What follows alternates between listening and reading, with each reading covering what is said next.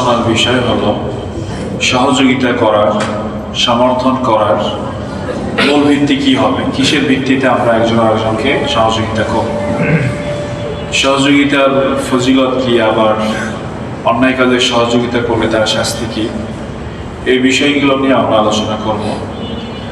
প্রিয় ভাইয়েরা আমার, আজকে অধিকাংশ মানুষ বাস্তবতা হলো অধিকাংশ মানুষ আজকে আল্লাহকে ভুলে গেছে। মানুষের মধ্যে জবাবদিহিতার ভয় লোপ পেয়েছে। আল্লাহর কাছে যে জবাবদিহি করতে হবে এই চিন্তা চেতনা এগুলো মানুষের মধ্যে লোপ পেয়েছে। মানুষ এখন এগুলো ভুলে গেছে। যারা বেনামাজি তারা নামাজ ত্যাগ করার কারণে তাদের মনে হয় না যে এই ব্যাপারে আমাকে জবাবদিহি করতে হবে আল্লাহর কাছে। যারা 5 ওয়াক্ত নামাজি তার কাছ থেকে 1 ওয়াক্ত নামাজ ছুটে গেলে সে কষ্ট পায়, তার অনুশোচনা হয়। আর 5 ওয়াক্ত নামাজ তো তারাই পড়ে যারা জবাবদিহিতার ভয় করে।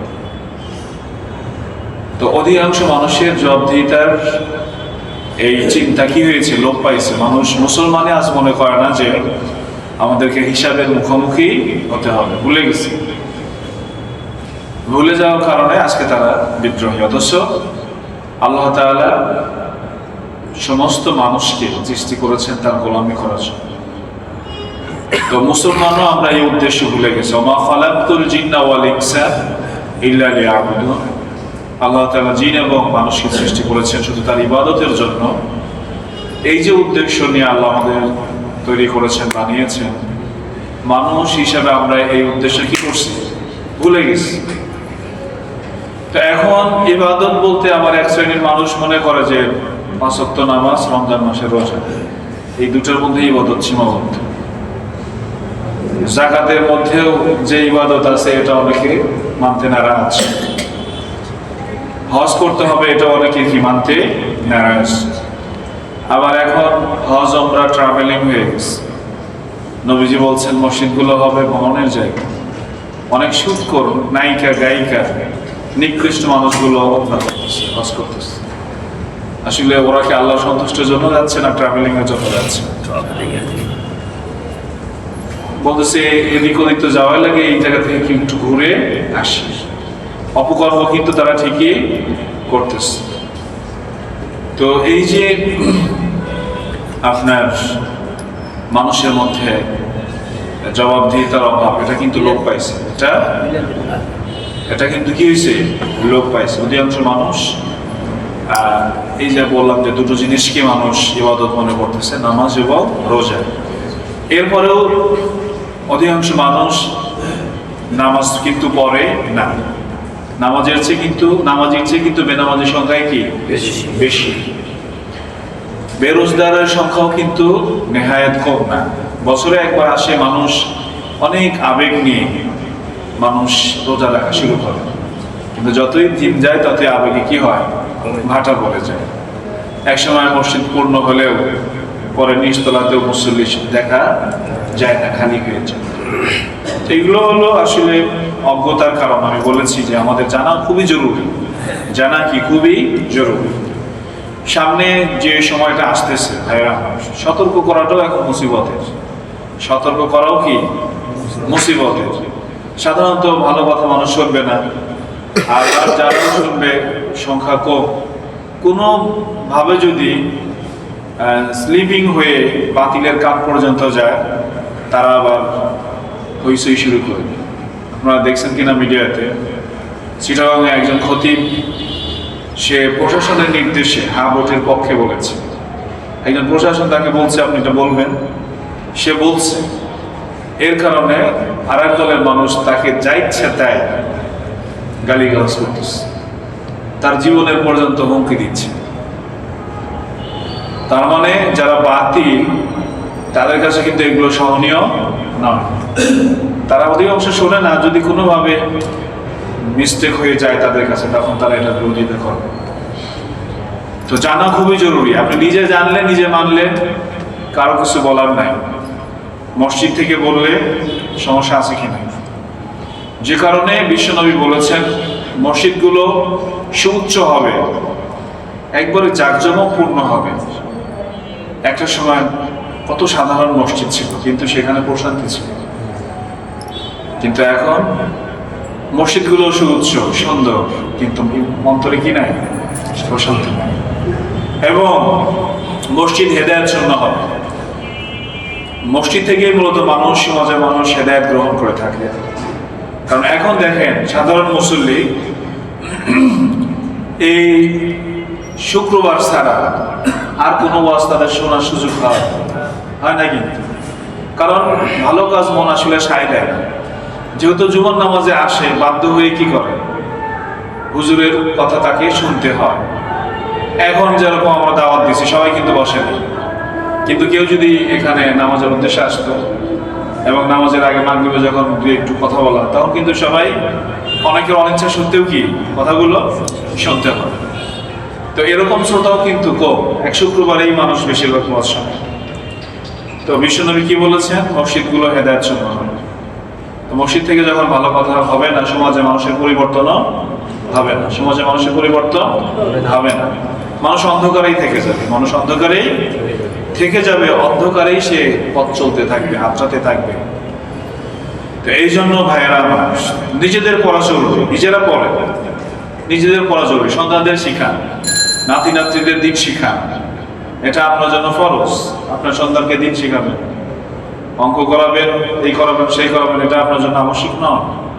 আবশ্যিক হলো তাদেরকে আল্লাহর সাথে পরিচয় করে দেবে, রাসূলের সাথে পরিচয় করিয়ে দেবে, তাদেরকে দিনদার বানানো, মুত্তাকি বানানো, পরহেজগার বানানো, এটা আপনার জন্য আবশ্যক। তো ভাইয়েরা আমার, এই ভূমিকায় কিছু কথা বলে নিলাম বোঝার জন্য। আল্লাহ তাআলা সূরা মায়েদার 2 নম্বর আয়াতে বলতেছেন, আমি আয়াতের অংশ বিশেষ বলছি, পুরো আয়াত না। তো আল্লাহ তাআলা শেষে বলতেছেন, ওয়া তাআওয়ানু আলাল বিররি ওয়াত তাকওয়া ওয়া লা তাআওয়ানু আলাল ইসমি ওয়াল উদওয়ান। এর অর্থ হলো, তোমরা পরস্পরকে সহযোগিতা করো। বীর মানে সৎ কাজ, তাকওয়া এবং তাকওয়ার কাজে। তাহলে একজন আরেকজনকে সহযোগিতা করো নেকির কাজে, তাকওয়ার কাজে। তাহলে সহযোগিতা হবে কিসের ভিত্তিতে ভাই? নেক কাজের ভিত্তিতে আর তাকওয়ার ভিত্তিতে।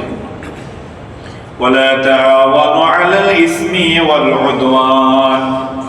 আর তোমরা পাপ কাজে ও সীমা লঙ্ঘনের কাজে একজন আরেকজনকে সহযোগিতা করো না। তাহলে আল্লাহ 2 কাজে সহযোগিতা করতে বলেন এখানে, আর 2 কাজে সহযোগিতা থেকে কি করলেন? নিষেধ করলেন। কোন 2 কাজে সহযোগিতা করবেন? নেকির কাজে, তাকওয়ার কাজে।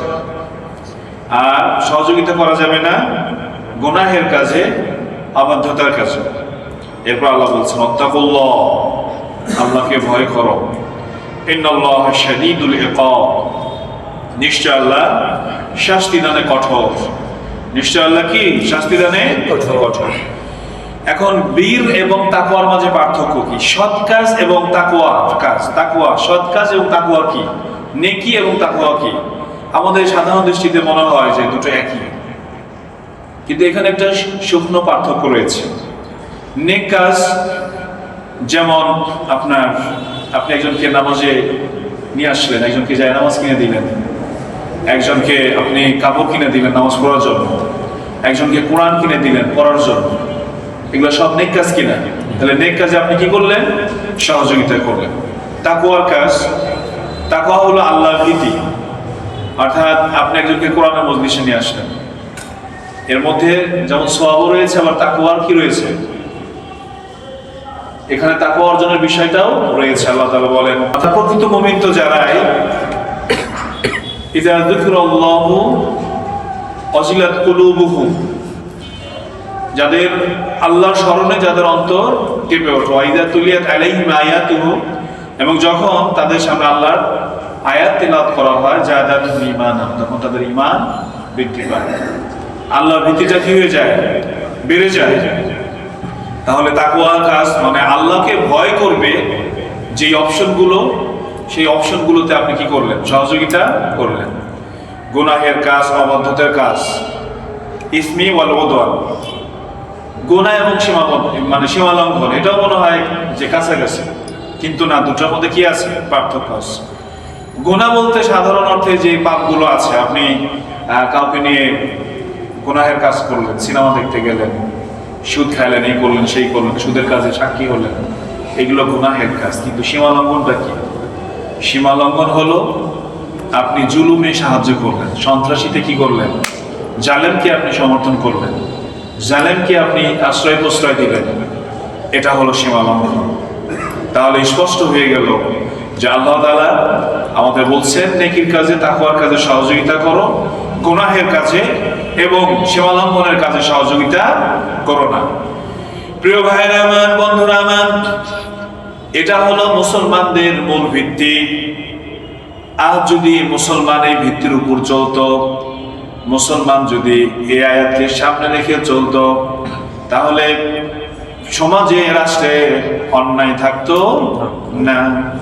কিন্তু মুসলমান আজকে এই মূলনীতির উপর চলে না। মুসলমান আজকে এই মূলনীতির উপর চলে না। আজকে তাকওয়ার কাজে সহযোগিতা আছে, নেক কাজে সহযোগিতা আছে না। কিন্তু দেখেন অন্যায় কাজে কি আছে? সহযোগিতা আছে। গুনাহের কাজে অনেক উদাহরণ আছে, কতগুলো উদাহরণ দেব ভাইরা আমার। আমাদের দেশে 3 শ্রেণীর মানুষ শাসন ক্ষমতায় যেতে চায়, মোটের উপরে। আরো ছোট মোটো আছে, কিন্তু মূলত কয় শ্রেণীর মানুষ ক্ষমতায় যেতে চায়? 3 শ্রেণীর মানুষ। প্রথমত আমরা যদি দেখি, যেটা সংখ্যা আমাদের সমাজে বেশি, মানে জেনারেল ডেমোক্রেসি, সাধারণ গণতন্ত্র যেটা, এর মধ্যে অনেকগুলো আকীদা আছে, সমাজতন্ত্র, ধর্মনিরপেক্ষতা, এগুলো কিন্তু ডেমোক্রেসির পার্ট। তাহলে এই যে সেকুলার যারা, গণতন্ত্রী যারা, এরা শাসন ক্ষমতায় যেতে চায়, ঠিক কিনা? 2 নম্বর হলো যে শুধু ডেমোক্রেসি থেকে নির্বাচন সিস্টেমকে নিয়ে অন্য অন্য আকীদা যেগুলো আছে, সার্বভৌমত্বের মালিক জনগণ, সকল ক্ষমতার উৎস জনগণ, আরো এই সাধারণ মানে অনেক অনেক কুফরি শিরকি বিষয় আছে, তো এগুলো বাদ দিয়ে তারা শুধু মানে ভোট পদ্ধতিকে ইসলামের ক্ষমতায় যাওয়ার মাধ্যম হিসেবে নেয়। এদেরকে আমরা ইসলামিক ডেমোক্রেসি বলতে পারি। মানে ইসলামের নামে তারা গণতন্ত্র করে, মানে গণতন্ত্র সিস্টেমকে তারা ক্ষমতা পরিবর্তনের মাধ্যম হিসেবে নিতে চায়। এটা এক দল আছে, এটা দল সংখ্যা কিন্তু কম নয়।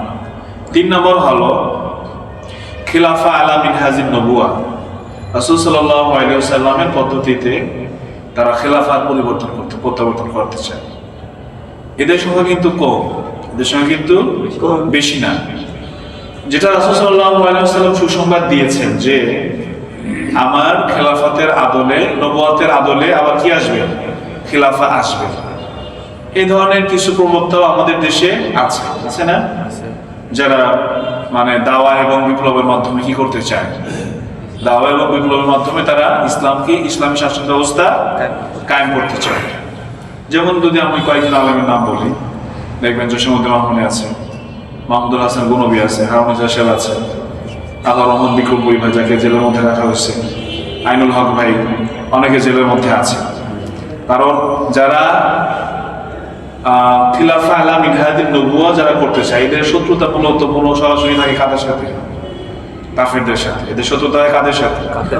কাফেরদের সাথে। অতএব এদের অবস্থান বেশিরভাগ জেলখানার মধ্যে হয়, কারণ এরা হলো কমজোর। এরা হলো কি? কমজোর। এবং যখন তারা সংখ্যায় বেশি হবে, তাদের শক্তি সমর্থ হবে, তখন তারা ইনশাআল্লাহ শরিয়া প্রতিষ্ঠা করবে। আপনারা জানেন বিশ্বনবী মুহাম্মদ রাসূলুল্লাহ সাল্লাল্লাহু আলাইহি ওয়াসাল্লামকে 3 বছর, কয় বছর? 3 বছর বয়কট করা হয়েছিল। শিয়াবে আবি তালিবে একটা উপত্যকায় তাদেরকে অবরোধ করে রাখা হয়েছিল। তখন তো এরকম জেলখানা ছিল না, ধরেন ওটাই জেলখানা। রাসূল সাল্লাল্লাহু আলাইহি ওয়াসাল্লামের সাহাবাগণ, তার আত্মীয়স্বজন যারা তাকে সমর্থন করতেন, সবাইকে শিয়াবে আবি তালিবে অবরুদ্ধ করে রাখা হয়। খাদ্য সরবরাহ বন্ধ করা হয়। আধুনিক যুগে আপনারা দেখেন না, ফিলিস্তিনের খাদ্য সরবরাহ বন্ধ। এই বিশ্ব সন্ত্রাস আমেরিকা, ইসরায়েল তাদের দেশে খাবার যাওয়াটাও কি করে দেয়? বন্ধ করে দেয়। তো তাদের কাছে খাদ্যটাও সরবরাহ কি করে দেয়? বন্ধ করে দেয়। এরকম 3টা বছর। এবং এক সাহাবী বলতেছেন যে আমি এতটা ক্ষুধার্ত ছিলাম, আমি হাতের কাছে কিছু একটা স্পর্শ পেলাম অন্ধকারে এবং আমি সেটা খেয়ে ফেললাম, কিন্তু আমি আদৌ জানি না আসলে আমি কি খেয়েছিলাম। এতটাই কষ্ট তারা করেছে। তো এখন এই যে যারা মানে নবুয়তের আদলে যারা শাসন ব্যবস্থা প্রতিষ্ঠা করতে চায়, এদের সংখ্যা একেবারেই কম, একেবারেই কম, একেবারেই কম। কিন্তু এদের সাথে দ্বন্দ্ব হলো একেবারে কি কাফেরদের, যারা হেড মাথা আমেরিকা ইসরায়েলের সাথে। তারপরে ইমারতে ইসলাম আফগানিস্তান তাদের সাথে যুদ্ধ করে জয়ী হয়ে সেখানে আল্লাহর আইন প্রতিষ্ঠা করেছেন তারা।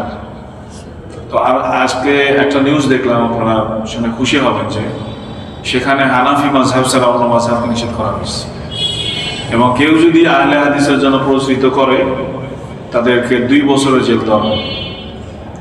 তো এটা অনেকের কাছে হাস্যকর মনে হতে পারে। ওসমান রাদিয়াল্লাহু তাআলা আনহুর একটা কওল তারা ফলো করতেছে যে যেটা মানুষ স্বেচ্ছায় মানে না সেটা মানুষকে রাষ্ট্র দিয়ে কি করতে হয়, মানাতে হয়। আমাদের দেশে আহলে হাদিসের নামে যারা আছে আসলে এরা ফিতনাবাজ। এরা কি ফিতনাবাজ? এরা মূলত সালাফি, প্রকৃত সালাফি ওরা না, তারা অনেক বাড়াবাড়ি করে। একটা জিনিস হলো দেখেন, ইমাম আবু হানিফা, শাফি, হাম্বলি, মালিকি তারা অনেক পিছনের লোক। ইমাম বুখারী সহ এরা অনেক পরের লোক। তো এখন তারা দাবি করে তারা আহলে হাদিস, আর 4 ইমাম তারা আহলে সুন্নাত ওয়াল জামাতের অন্তর্ভুক্ত। এখন কেউ যদি মনে করে আমরা আবু হানিফাকে অনুসরণ করি, এটা তারা আমাদের উপর চাপিয়ে দেয়। বরঞ্চ আমরা কি মনে করি যে আমরা আবু হানিফার বর্ণনায় নবীজিকে অনুসরণ করি। আবু হানিফার বর্ণনায় নবীজিকে, আচ্ছা আবু হানিফার নিজের কোনো কথা বললে আমরা মানতাম? বলেন তো, নিজের কোনো কথা বললে আমরা মানতাম?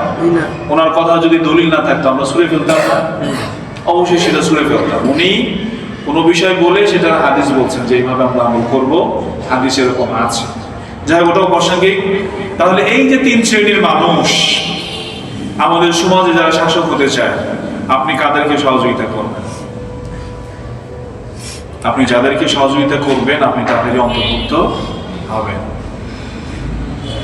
বিশ্বনবী মুহাম্মদ রাসূলুল্লাহ সাল্লাল্লাহু আলাইহি ওয়াসাল্লাম বলেন, কেউ যদি কোনো নেকির কাজে সহযোগিতা করে তাহলে যে নেক কাজ করলো আর যে সহযোগিতা করলো, নেক কাজকারীর যে পরিমাণ সওয়াব সহযোগিতাকারীকেও সেই পরিমাণ সওয়াব দেওয়া হবে। সুবহানাল্লাহ। অথচ যে নেক কাজ করলো তার নেকির কোনো কমতি হবে না। সুবহানাল্লাহ। কেউ যদি কোনো মানুষকে কল্যাণের পথে, সৎ পথে ডাকে, আর ওই সৎ পথে যতগুলো মানুষ অনুসরণ করে, যে আহ্বানকারী তার আমল সবগুলোর সওয়াব দেওয়া হয়। সুবহানাল্লাহ। পক্ষান্তরে আপনি যদি পাপ কাজে সহযোগিতা করেন, তাহলে ওই পাপ করে যে পরিমাণ গুনাহ করলো, আপনি সহযোগিতা করার কারণে সেই পরিমাণ গুনাহ হয়ে গেল। এখন কেউ যদি কোনো জালেমকে সহযোগিতা করে, তাহলে সে যে পরিমাণ জুলুম করলো ওই পরিমাণ গুনাহ যে সহযোগিতা করলো তার আমলনামায় লিপিবদ্ধ করে দেওয়া হবে। নাউজুবিল্লাহ। আবার কেউ যদি কোনো বন্ধ কাজ চালু করে রেখে যায় এবং এটা যতদিন থাকবে তার আমলনামায় এই গুনাহ লেখা হতেই থাকবে। সে এক্সাম্পল ধরেন, আপনি বাসায় আপনি টেলিভিশন রেখে গেছেন, কিন্তু আপনি সন্তানকে দিনদার বানান নাই। এখন এই সন্তান যতদিন টেলিভিশন দেখবে, আপনার কেনা টেলিভিশন, ততদিন আপনার আমলনামায় কোনো যোগ হবে। আপনি সন্তানকে ক্লাস 5-এ পড়ে আবদার করছে, বাবা আমাকে ফোন কিনে দিতে হবে, আপনি আবদার রক্ষা করতে গিয়ে ফোন কিনে দিলেন। এই সন্তান যত গুনাহ করবে এই বাবার আমলনামায় সেই গুনাহ কি করা হবে? লেখা হবে, যোগ করা হবে। সৎ কাজে সহযোগিতাকারী, সৎ কাজ পালনকারীর সমপরিমাণ সওয়াব পায়, গুনাহের কাজে সহযোগিতাকারী গুনাহকারীর সমপরিমাণ পাপ সে পায়। নাউজুবিল্লাহ। অতএব কাউকে সমর্থন করার জন্য, কাউকে সহযোগিতা করার জন্য 100 বার ভেবেচিন্তে দেখতে হবে যে আমি যাকে সহযোগিতা করতেছি সে কোন শ্রেণীর লোক, সে জুলুম করবে, গুনাহ করবে নাকি ভালো কাজ করবে। যদি গুনার কাজ করে, আল্লাহর কসম আপনার সমর্থন নিয়ে যদি সেই কাজটা করে, সে খুন করলে এই খুনের দায় যে সহযোগিতা করলো তার আমলনামায় লেখা হবে। অবৈধভাবে মানুষের সম্পদ আত্মসাৎ করলো, যে সমর্থন করলো সেও অবৈধভাবে অন্যের সময় আত্মসমর্পণকারীর অন্তর্ভুক্ত হয়ে যাবে, কোনো সন্দেহ নেই। এটাকে আমার কথা না, রাসূলের কথা। কেউ না মানলে সেটা তার বিষয়। নেক কাজে সহযোগিতা করলে সে সওয়াব পাবে, গুনাহের কাজে সহযোগিতা করলে সে গুনাহ পাবে। সেটা নিজের ব্যক্তি, আপনার পরিবারের কেউ হোক বা পরিবারের বাহিরে কেউ হোক, সমাজের নেতা হোক বা রাষ্ট্রের নেতা হোক, যাদের সমর্থনে সে অন্যায় করবে, সে গুনাহ না করেও সে গুনাহের অংশীদারী হবে। একটা ভয়ানক আয়াত আমরা আলোচনা করে ইনশাআল্লাহ শেষ করব। আল্লাহ তাআলা বলেন, ওয়ালা তারকানু ইলাল্লাযীনা যালামু ফাতামাসসাকুমুন নার ওয়া মা লাকুম মিন দুনিল্লাহি মিন আউলিয়া সুম্মা লা তুনসারুন। আল্লাহ তাআলা বলতেছেন, আমাদের সাবধান করতেছে যে বললাম যে অজ্ঞতা, মানুষ না জানার কারণে, অনেক মানুষ আছে জানলে সহযোগিতা করবে না, ছেড়ে দিবে। সে কেন, তার কি টাকা আছে সে একটা সমর্থন করে গুনাহের ভাগী হবে, এরকম মানুষ আসলে জানে না। তারা মনে করতেছে এটা সঠিক, এতে কোনো সমস্যা নাই। আল্লাহ তাআলা বলতেছেন, ওয়ালা তারকানু, আর তোমরা ঝুঁকে পড়ো না, ইলাল্লাযীনা যালামু, যারা জুলুম করেছে তাদের প্রতি তোমরা ঝুঁকে পড়ো না। ঝুঁকে পড়া মানে তাদের সমর্থন করা, তাদের সহযোগিতা করা, তাদের কাছে আশ্রয় নেওয়া। যারা জুলুম করেছে তাদের প্রতি ঝুঁকে পড়ো না। ফাতামাসসাকুমুন নার, তাহলে তোমাদেরকে জাহান্নামের আগুন স্পর্শ করবে। জালেমদের প্রতি ঝুঁকে পড়লে কি করবে? আগুন স্পর্শ করবে। আপনি গুনাহ না করেও গুনাহের অন্তর্ভুক্ত হয়ে যেতেছেন। শুধু তাই নাই, ওয়া মা লাকুম মিন দুনিল্লাহি মিন আউলিয়া, আল্লাহ ব্যতীত তার কোনো সাহায্যকারী থাকবে না। সুম্মা লা তুনসারুন, সুতরাং তোমাদেরকে সাহায্য করা হবে না। আল্লাহ ব্যতীত সাহায্যকারী থাকবে না মানে কি? মানে আল্লাহ তাআলা তাদেরকে সাহায্য করবেন না, নিরাপত্তা দিবেন না, তাদের কাছ থেকে আল্লাহ অভিভাবকত্ব উঠাই নেবেন। নাউজুবিল্লাহ। আজকে এই যে আল্লাহ সাহায্য, আল্লাহ যখন অভিভাবকত্ব উঠায় নেন, তখন তাদের নিরাপত্তা ধর্মতার কেউ থাকে না। কাফেরদের আগ্রাসন আমাদের মাথার উপরে একবার। অনেকে মনে করতেছে যে না, আমরা খুব ভালো আছি, কিন্তু যারা চিন্তা করতেছে, দেখতেছে কি বৈশ্ব পরিস্থিতি, কাফেরদের আগ্রাসন কি আমাদের মাথার উপরে ঝুলে আছে। যতই আমরা জালেমদেরকে সহযোগিতা করব, বিপদ তত আমাদের কি সন্নিকট আসবে। কাফেরদের আগ্রাসন কি হবে? সন্নিকট আসবে। অতএব ন্যায়পরায়ণ মানুষকে সহযোগিতা করতে হবে, ভালো মানুষকে সহযোগিতা করতে হবে। আমি গুনাহ না করেও গুনাহের ভাগীদার কেন হব? আজ মানুষ বুঝতেছে না। আর ওই যে বললাম, মেহরাব থেকে কথাগুলো বলা হবে। আমি হয়তো বলতেছি কারণ পরিসর ছোট, পরিসর কি ছোট, আবার বলার ক্ষেত্রে একেবারে খোলাসা করে কিন্তু বলতেছি না, খোলাসা করে বলতেছি। এখন কেউ যদি গায়ে পড়ে নেয় সেটা ভিন্ন কথা, কিন্তু আমি কিন্তু কারো কথা বলি নাই, কারণ না বললে করি নাই। তো অন্যায় কাজে সহযোগিতা করলে সে অন্যায়ের ভাগীদার হবে। ভাইরা আমার, মাগরিবের সময় একটা হাদিস বলেছিলাম, সেই হাদিসটা বলে শেষ করছি। আব্দুল্লাহ ইবনে মাসউদ রাদিয়াল্লাহু তাআলা থেকে বর্ণিত, কিয়ামতের দিন মানুষ 5টি প্রশ্নের জবাব দেওয়া ছাড়া এক চুলো নড়তে পারবে না, অথচ সূর্য একবারে মাথার নিকটবর্তী কাছে। 1 নম্বর প্রশ্ন হলো, তুমি তোমার জীবনকে কিভাবে অতিবাহিত করেছো? পুরো জীবনের উপরে প্রশ্ন করা হবে। কতভাবে সময় নষ্ট করতেছে, আল্লাহ মাফ করুন। এই দাজ্জালের ফিতনা, মোবাইল আসার পর থেকে কত যে সময় নষ্ট হলো মোবাইলের পিছনে। অথচ জীবন একটাই। জীবন কি একটাই। একটাই, শেষ হয়ে যাচ্ছে। একবার চলে গেলে ফিরে আসার আর কোনো সুযোগ নাই, সংশোধনের আর কোনো সুযোগ নাই। এই যে মন, এটা আসলে বিভিন্ন গবেষণাগার দ্বারা দেখা গেছে এটাকে তো আসলে ফোন না, এটা হলো মাইন্ড কন্ট্রোলার। এই যে 4G 5G 8G 10G যেগুলো আছে, এগুলো মূলত আমাদের পালস নিয়ন্ত্রণ করে, আমাদের চিন্তা চেতনারা বুঝতে পারে, আমাদের মাইন্ড কন্ট্রোল করে। একবার ফোনে ঢুকলে 1 ঘন্টা 2 ঘন্টা 3 ঘন্টা চলে যায়। তো জীবন সম্পর্কে প্রশ্ন করা হবে, তুমি তোমার পুরো জীবনটা কোথায় অতিবাহিত করেছো? 2 নাম্বার প্রশ্ন হলো, তোমার যৌবন শক্তি সামর্থ্য তুমি কোথায় ব্যয় করেছো? কাকে সহযোগিতা করেছি? কোন পথে চলেছি? 3 নাম্বার হলো, কিভাবে অর্থ উপার্জন করেছো?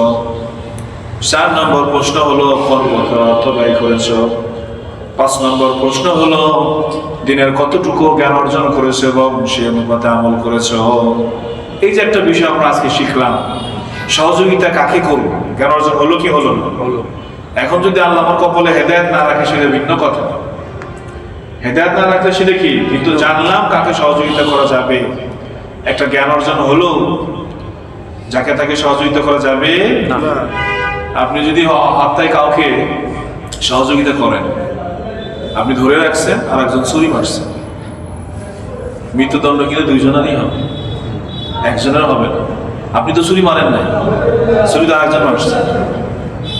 তাহলে কিসাসের সময় কিন্তু 2 জনকে কি করা হবে? হত্যা করা হবে, কারণ সে সহযোগী ছিল। কি ছিল? সহযোগী ছিল। এই জন্য ভাই, নিজেদের ছোট্ট জীবনকে সঠিক পথে পরিচালিত করি, আমরা চেষ্টা করি।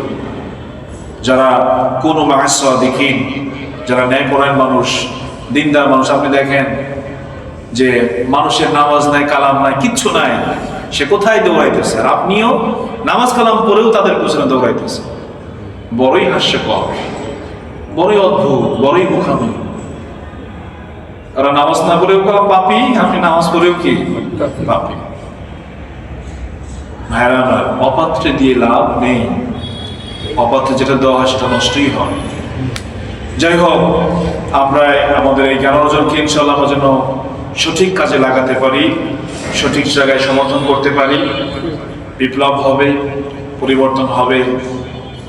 আল্লাহ রাসূল বলেছেন, যদি কিয়ামত হতে 1 দিনও বাকি থাকে, 1 দিনও বাকি থাকে, সেই দিনটাকে টেনে আল্লাহ দীর্ঘ করবেন, এরপর আমার বংশ থেকে একজনকে প্রেরণ করবেন। সুবহানাল্লাহ।